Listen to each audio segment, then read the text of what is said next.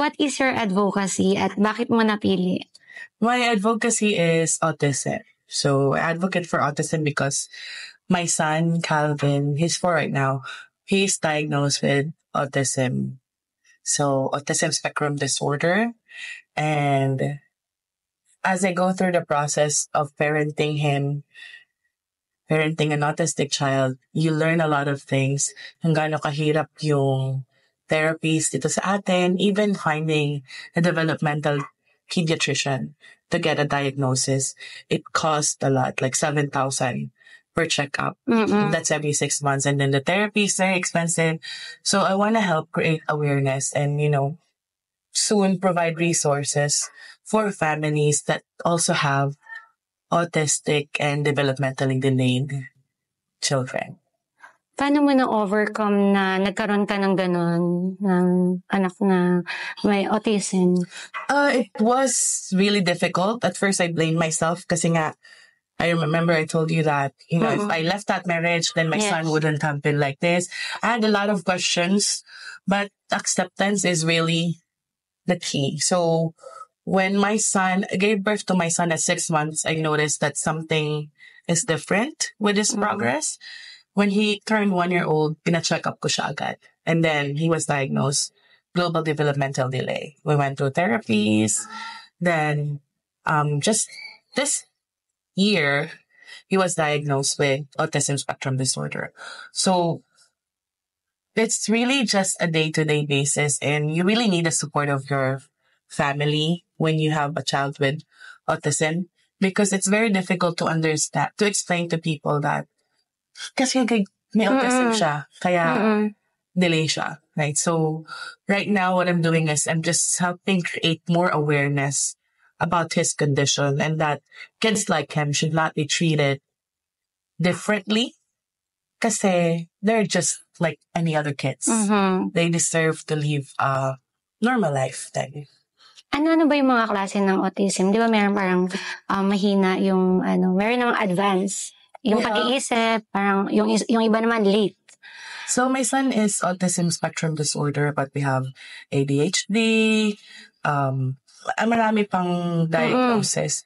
I'm not really familiar with all of it because I'm just focused on what I know right now, and what I know right now is kung ano yung condition ng anak ko and other kids that are like him.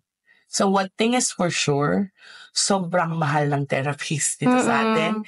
Inaccessible kasi a lot of the therapy centers, they're occupied. They're not able to take in. Kulang tayo sa mga therapists, kulang tayo sa medical. I spoke with our barangay captain as well just last time. And, that's one thing that our government really need to focus on right now. They don't prioritize kids that are on the spectrum, yung mga may medical needs. Sa therapy ba, na-cure ba yung mga batang may autism? There is no cure for autism. What you can only do is support them by early intervention and continuous therapy, and making sure that your family is involved with the process of trying to help the child live a normal life. Kasi hindi naman nila kasalanan na it's somebody's fault. It's not the kid's fault. It's not the parents' fault. It's the gift that the Lord blessed you with. And you just have to find a way to see how you can make it better for yourself, for your child, and for your family. And usually, kailangan na-express mo talaga yung love mo sa mga autism talaga. I think kahit walang autism yung anak ninyo, you have to show love to your kids. Minsan kasi di ba, parang nagkakaroon ng difference. Parang, wala dapat kunyari, sa isang family may autism, tapos yung iba normal. So parang, nagkakaroon ng, di ba? Yeah, I had that experience with my daughter. Because she was asking me, she was 6, and she was asking me, why is it always Calvin, Calvin, Calvin all the time? I told him that because Calvin is special enough, but I'm special too. So that's when I realized I have to be really careful in using the word special. Yes. Because yes, both of my kids are special. In a different way. So I had to explain to her that he has delays in terms of his development, and you just have to make your kids realize that you're sibling needs all the support that they can get. But not make them feel isolated na hindi na sila importante. I go on dates with my daughter. Like, whenever she tells me, Mom, let's go hang out. So it's a good thing that I work from home. We can go out at midnight and then have coffee and just go anywhere. Whenever she asks and spends time to spend time with me, I spend time with her. The same amount of time that I give to my son. So dapat equal pa rin yung love mo for them. Kahit na may autism yung isa sa mga anak mo. Sa case mo, parang yung babae yung nagsiselos. Yes. But she understands it now. She's 10 right now. She's a very, very smart girl. Actually, siya pa nga hiningan ko ng payo sa buhay minsan. Because especially when it comes to her dad, you know, she has... Open sila sa nangyari sa inyo. Yes, and her insights are simple, but it's realistic. So, ganun ka-smart yung anak ko na, why do you always push yourself to someone who doesn't love you, Mom? You're enough. She just reminds me, like whenever I feel ugly, you're the most beautiful mom in the world. You're the best mom. So it's great to have a daughter. Like, I don't know what I did right in this lifetime to have a daughter like her, but, you know, the Lord really gave me two sets of kids that will be able to help me in my situation. I have a daughter that's so blunt and optimistic and just nonchalant sometimes, but sinasabi niya talaga yung nasa busan. I have a son that has autism, but he's very sweet. And you know, when he says he loves me, I love you, he sings it. Because he's non-verbal. He doesn't talk, but he knows how to sing. And when he wants to tell me something, like when he say he loves me or he wants something, he sings it. So I'll show you a video. The wheels of the bus go round and round, round and round, round and round. The wheels of the bus go round and round, all through the town. Have gifts. These kids, yes, they may be lacking in other terms of their development, but they have special gifts. I am a member of Autism Society of the Philippines, and there are kids there, even adults, that are in the autism spectrum. He paints, you know, he buys bag, yung canvas bag. He paints on that bag. He buys the bag for 100. He sells it for 1,000. O, diba? Parang ginagawa ni Heart Evangelista. Yes, but he's in the spectrum. So, he's a really good painter and he's a good businessman. So, sabi ko, grabe ka naman tumubo. 100 lang bili mo. Yung talent kasi at saka skills. For the talent natin. So, it's amazing. These kids, I think, one is very good in piano. Ang galing. So, if we have events, sometimes I'll invite you kasi it's good for you to also expose yourself in these people, these kids. Amazing. Amazing si Lord kasi He created them differently, but in a very special way. Pero alam mo, minsan, naisip ko yan. Kasi meron akong mga kakilala na parang meron silang kapatid na autism. Parang naisip ko, paano kaya yung future nila?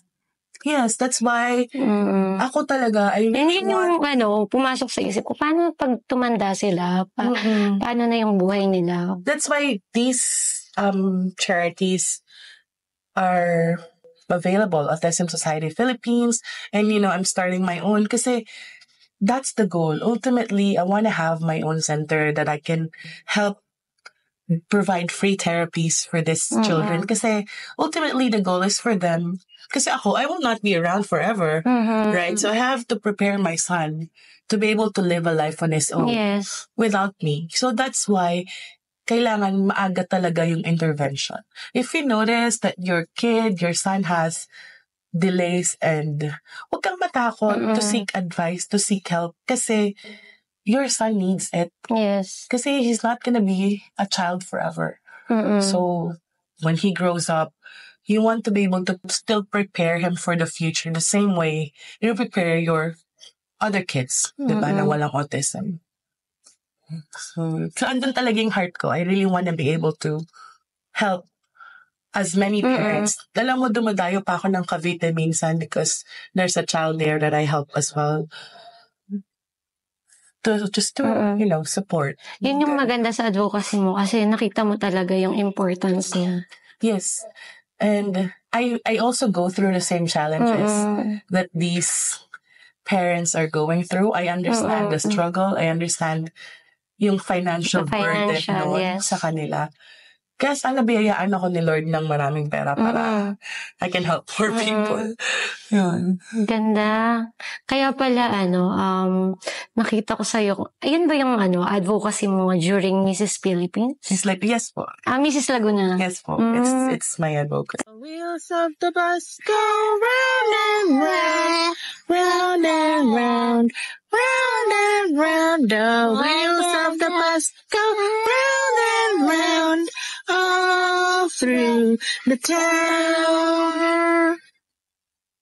This is my son, Calvin. My son Calvin's global developmental delay diagnosis hit me hard. I believe every child should dream. But what if that's taken away by a disability? Living in a world with preconceived notions about autism, alongside bullying and the lack of inclusivity, motivated me to make a difference. Studies reveal over 1 million Filipino kids suffer from autism, with many more undiagnosed due to poverty. Calvin's struggles inspired me to turn this into my lifelong advocacy. With Spark, my initiative supporting progress and resources for autistic and developmentally delayed kids, I aim to provide a brighter future. I've organized charity events,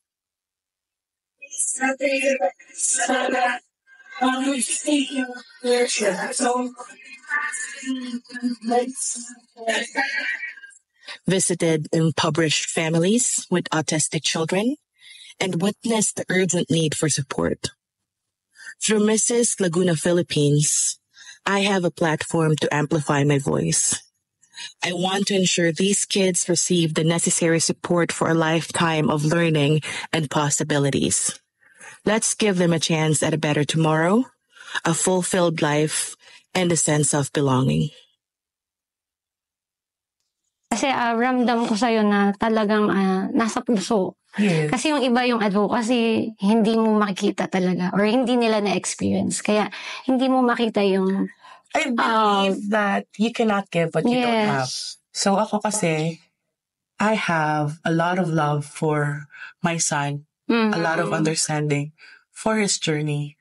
Kaya I can give it to other kids and parents and families that has to go through. So if we're going to pick an advocacy, it has to be something that resonates in your life as well.